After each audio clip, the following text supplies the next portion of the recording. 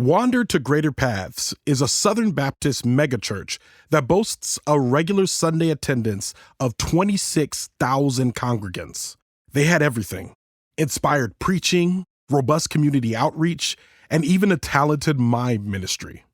Led by Pastor Lee Curtis Childs and his wife, Trinity Childs, played by Sterling K. Brown and Regina Hall, this church hoped to continue its dominance until a scandal rocked the pews and decimated its membership.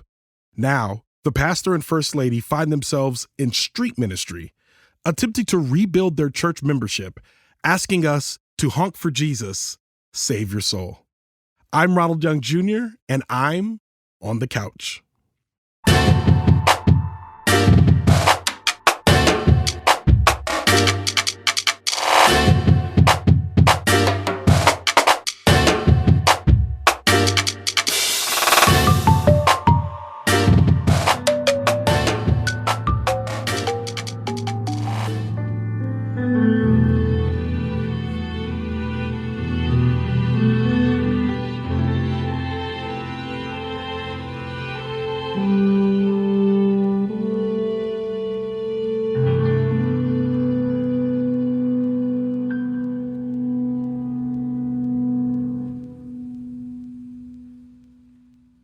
All right, this is Ronald, and I am on the couch after watching Honk for Jesus, Save Your Soul. Honk for Jesus, Save Your Soul.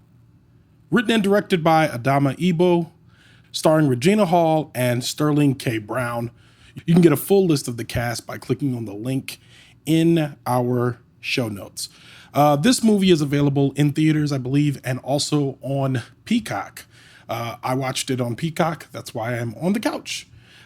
Now, this movie is about Sterling K. Brown and playing a pastor and Regina Hall playing a first lady, and they are in charge of a mega church. I believe it is in Atlanta. I'm not certain. Probably should have noted that detail. Don't think it was that important, but it was just an American black mega church. And they are the pastor and the first lady. I believe his name was Lee Curtis Childs and his wife, Trinity Childs. Now, I should have said that backwards because this is a movie about a pastor and his wife, but really I think a lot of this movie focuses on the first lady, and I think that was wise for them to do that. I think it was a smart move for them to make. The plot to this movie goes, there's a pastor and a first lady who are in charge of this church called the, I want to say Wander the Road Ministries, or some sort of very unique churchy name. And there is a scandal that takes place that is slowly revealed over the course of the movie. And as a result, this church, which had 26,000 members attending at one point, dropped down to just 5. With all of their members going to a competing church, I'm saying competing with air quotes, across town. And that congregation was beginning to grow as everyone left this original church for scandal. And it follows this pastor and this wife as they attempt to rehabilitate their image, and reopen their church and invite all of their parishioners to come back. Now, I just want to say straight off the top, the plot in this movie is really only there to support the performances of Sterling K. Brown and Regina Hall. And I think the plot is fairly basic and almost in some ways completely unnecessary. I don't even know if I needed to know exactly what the scandal was in order for the performances to play out. And I think the director and writer is very aware of that in this movie. Now, full disclosure, I'm a church guy through and through. Been in church the majority of my life, now digitally, but for the majority of my life, I've been physically in person in church. And, you know, when this movie starts, I really appreciated a lot of the theater, the time that they took to really address the theater that is in church. At first, I thought that the movie was simply an indictment of the facade of church culture, the cover of church culture. There's a lot of ways in which there's a lot of language that's used in church in order to kind of not talk about the problems directly or not talk about issues directly, but kind of talk around them in a way that, a lot of the millennial generation is kind of tired of. There's a lot of, except for when it comes to the LGBTQ community, there's not a lot of direct language surrounding condemnation of the wrongs that the church, the organization, kind of continues to perpetuate upon people. And I think this movie does a very good job of demonstrating that, talking about the facade. There's a lot of, as it opens, it kind of shows us this mega church, and it shows us the inside of it, how big and beautiful it is, and all of the, the fine things that they have, the cars, the clothes. They have a walk-in closet inside of the church, which is just wild. And the pastor has this big house, and they're very kind of, just very kind of vague about how they're getting the money, and it governs into his sermons. He's talking a lot about prosperity gospel and how, he got what he had because he worked hard and the Lord favored him, and I think what the problem, upon first glance, watching the movie, I thought that it was just kind of going to be a scathing takedown just of church culture.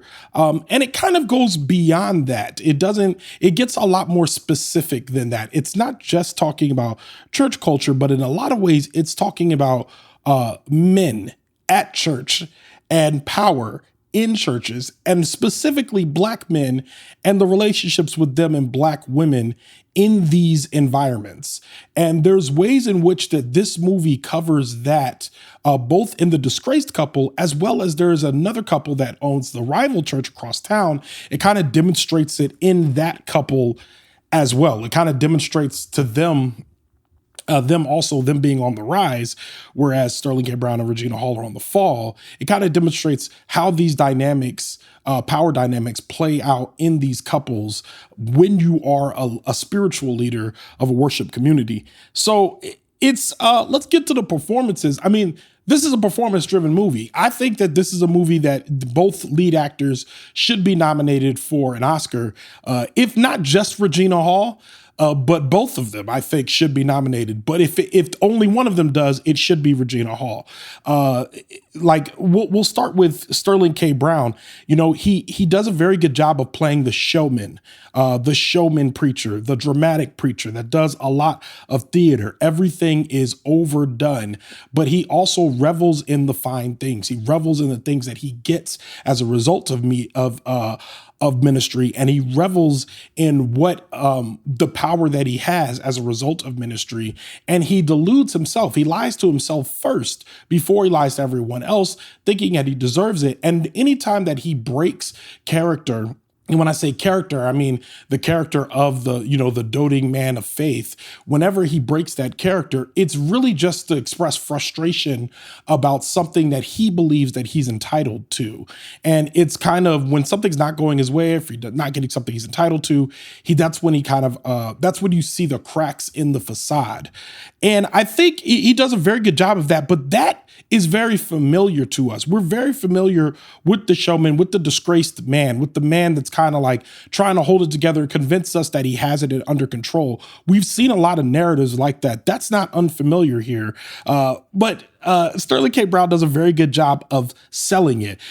As the scandal becomes unveiled, there's a very creepy scene that happens later on a basketball court between Sterling K. Brown and the sound guy of the documentary that they're filming. I'm sorry. One of the main plot points here is that there is a film crew that is documenting the air quotes comeback of this ministry. And so one of the sound guys in the documentary, one of the sound guys working for the documentary, actually has an interaction with Sterling K. Brown that is proved to be very, very creepy, to kind of demonstrate the types of interactions that got Sterling K. Brown scandalized in the first place.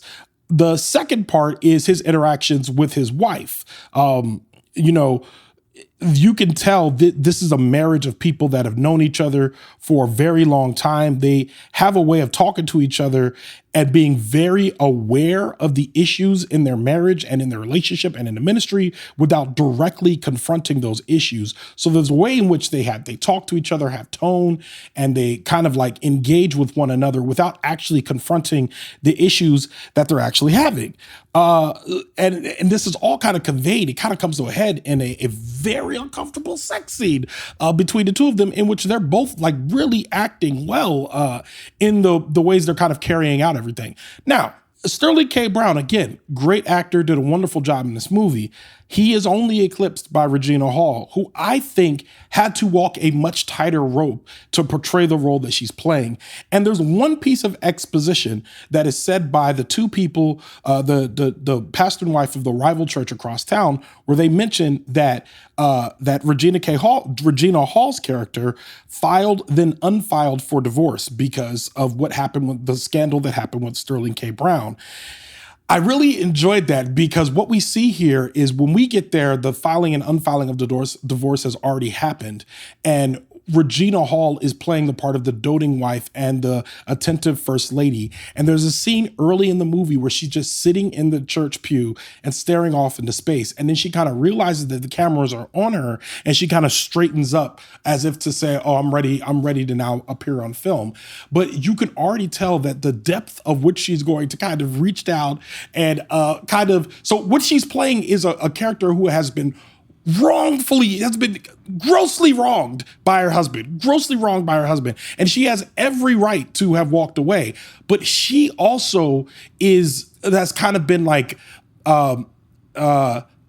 entranced by this lifestyle that they lead, by the big house, by leading the ministry, by being a leader, by the fine things that they have. She is also into all of those things. So as much as she is a victim, and as much as she's a victim and she's kind of in this situation and under duress because of the things that he has done, she's also complicit in the charade, in the prosperity gospel charade, the kind of that they're preaching to all of the people around them.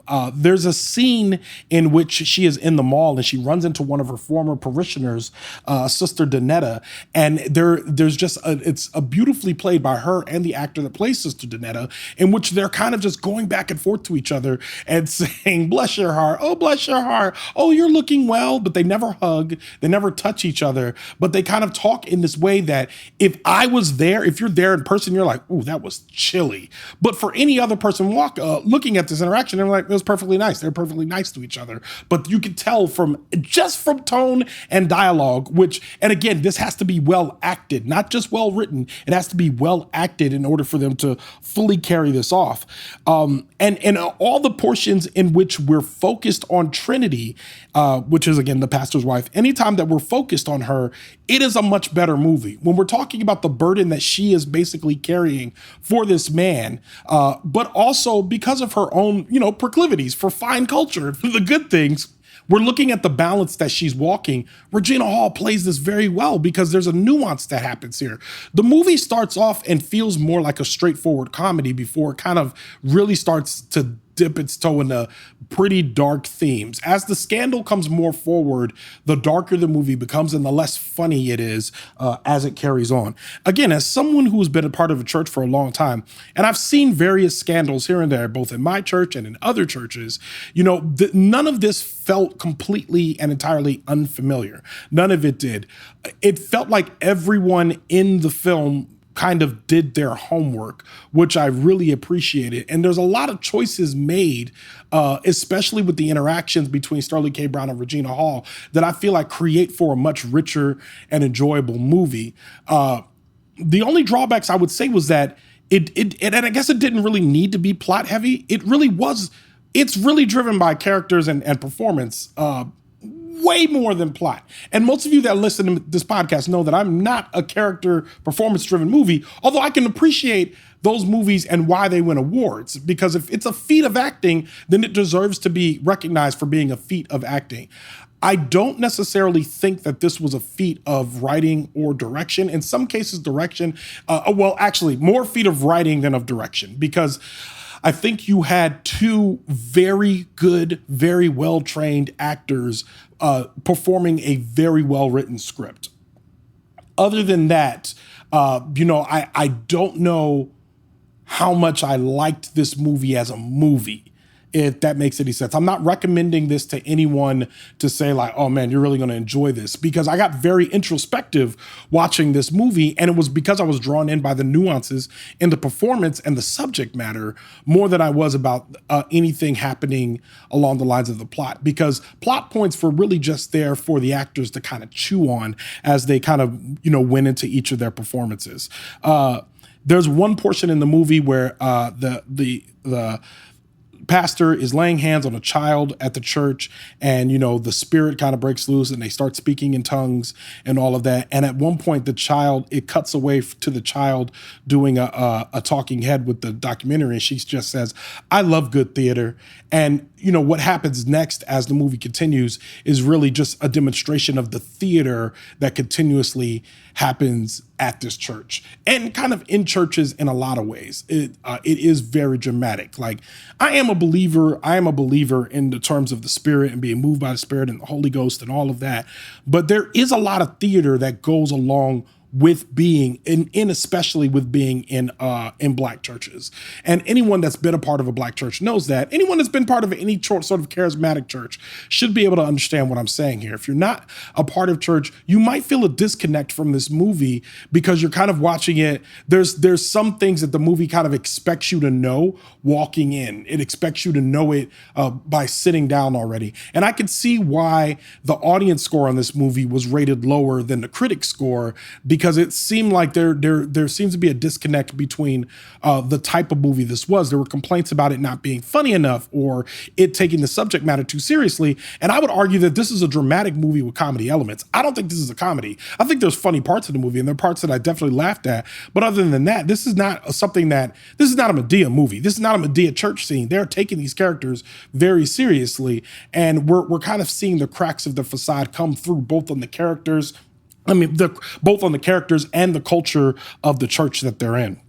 So, yeah, I think with that in mind, I didn't think it was a great movie. I would give the movie probably a 2.5, but I give the acting a 4.5, because I really think that at the end of the year, these performances should be considered amongst the best performances of the year thus far. And I want to be clear, I know that the Oscars has a problem with nominating Black people. This should be a layup. These performances were fantastic. Great. I was not a fan of the film, but I was a fan of the performances in the film, if that makes any sense. And I really have to separate the two, because I really do think that Sterling K. Brown and Regina Hall deserve some sort of accolades for what they've done in the movie. And I also think writing-wise, it was good. Other than that, because I think somebody had to actually take time to actually put the dialogue on the page. But other than that, I think the movie was just okay. I don't think I would watch it again, except to have another discussion about it, to be honest with you. But yeah, I think you could check it out. You should check it out. If you're going to check it out, you should check it out on Peacock, because you can sit on your couch, you can pause it. I think there's parts where the pacing is a little uneven and it's a little slow, and it feels like it's dragging for a while. And it's not a very long movie. It's an hour and 43 minutes long, but at times it felt a little bit longer than that. So I think, and that has to do with the fact that like the plot is very thin. It's, but again, driven by performances. This had to be a feature-length movie. It was not going to make a very good television show, I don't think. And if you're only going to talk about the fallout, then it really does have to be performance-driven in a lot of ways. So, yeah, with that in mind, I think this is a 3-star movie. I wouldn't watch it again. But again, hopefully this is one I don't have to worry about for Oscar season in terms of reviewing, because both of these lead actors should be nominated for their performances. But with that, Leaving the Theater is a production of Oh It's Big Ron Studios. Thomas Tyra of Bias Studios mixes the show. Thank you, Tom. Show art from Heather Wilder. Theme music by the mysterious Breakmaster Cylinder. For more information about Honk for Jesus, Save Your Soul, check out our show notes. You can follow me on Twitter, Instagram, and TikTok at Oh It's Big Ron. That's at OHITSBIGRON. You can find out more about this show and other Oh It's Big Ron Studios shows by following us on Instagram at Oh It's Big Ron Studios and on Twitter at Oh It's Big Ron Stew, STEW. Leaving the Theater will be back soon, but until then, I'll be here on the couch.